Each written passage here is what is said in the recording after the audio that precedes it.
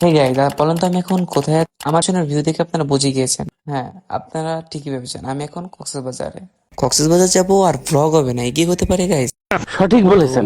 এই ভিডিওতে আমার ঢাকা থেকে কক্সবাজার ট্রিপের সবকিছুই থাকবে এবং ওখানে গিয়ে আমি কি কি করলাম সবকিছুই এই ভিডিও ডিটেলসে বলা থাকবে। পুরো ভিডিওটা দেখতে হবে। তো গাইস, ভিডিওটা অনেক স্পেশাল হতে যাচ্ছে, তো ভিডিওটাতে একটা লাইক দিয়ে দিন আর আমার পেজে যদি নতুন হয়ে থাকেন তাহলে পেজটা ফলো করে। So guys, let's start the video. So guys, কক্সবাজারে যাওয়ার জন্য আমরা সিলেক্ট করেছিলাম ট্রেনটাকে, because of train journey always choose হয়।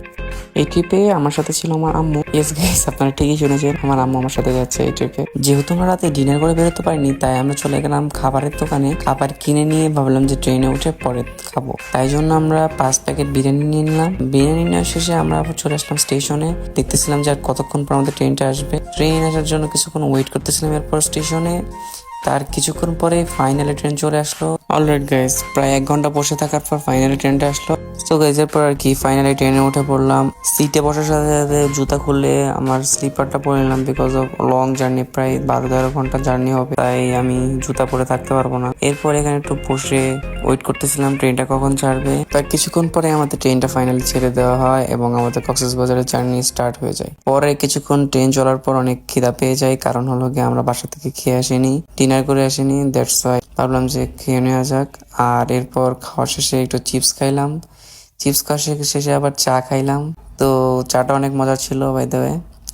এরপরে আমরা চলে আসি ভৈরব ব্রিজের উপরে, যেটার ভিউ কিন্তু অনেক সুন্দর লাগতেছিল, তো আমি আরো ভাবলাম যে ভিডিও করেন। তারপরে ভাবলাম যে ট্রেনের ওয়াশরুমটা কেমন দেখে আসা যাক আর আপনাদেরও দেখানো যাক। পরে ওয়াশরুমে চলে গেলাম। ওয়াশরুমে গিয়ে দেখলাম যে প্রয়োজনীয় সব জিনিসই রাখা ছিল ঠিকঠাক মতো। অন্যান্য ট্রেনের চেয়ে নতুন ট্রেনটার ওয়াশরুমটা অনেক ভালো ছিল গাইস। আর বাই দ্য ওয়ে এখানে একটা বেসিনও ছিল। অলরাইট গাইস, দেখতে দেখতে সকাল হয়ে গেল এবং এখন বাজে হলো সকাল 6টা।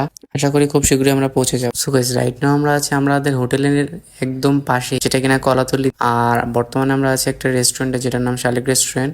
সেখান থেকে আমরা সকালের ব্রেকফাস্টটা করে নিব, চা, পরোটা, ডাল ভাজি দিয়ে। আর এখানে খাবার প্রচুর এক্সপেন্সিভ গাইস। আমরা 4-5 জনের মতো খেয়েছিলাম, আমাদের তাতে 700-800 টাকা বিল চলে আসছিল ব্রেকফাস্টে।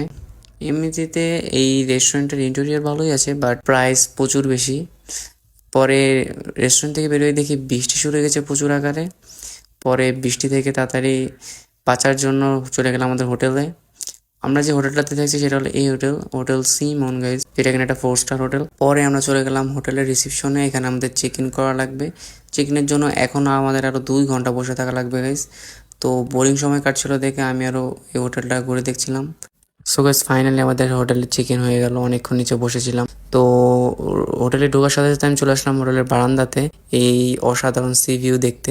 আমাদের বারান্দা থেকে এরকম ভিউ দেখা যাচ্ছিল। পরে আর কি এখান থেকে চলে গেলাম রুমে।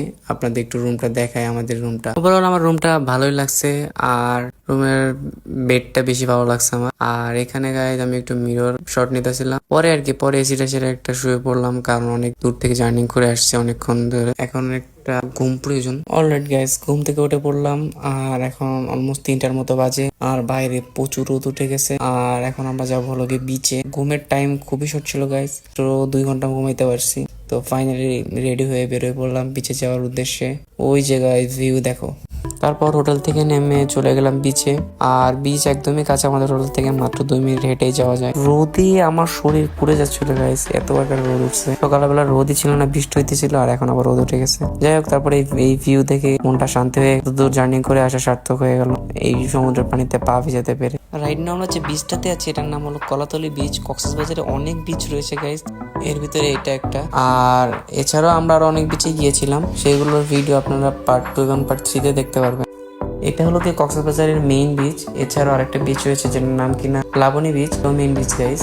এই দুইটাকেই মেইন বিচ হিসেবে ধরা হয়। পর্যটকেরা এই 2টা বিচে সবচেয়ে বেশি আসে। অলরেড গাইস, মাত্র আমি গোসল করে উঠলাম সমুদ্রের পানিতে। সমুদ্রের পানি এত নোনতা গাইস, 1 বালতি লবণ খাইলাম। যাই হোক গাইস, এখন আমরা চলে যাচ্ছি হোটেলে। আর কক্সবাজারের অন্যান্য প্লেসের ভিডিও পার্ট 2 দেখতে পারবেন। আজকে আমি এখান থেকে বিদায় নিচ্ছি। Tata, bye bye.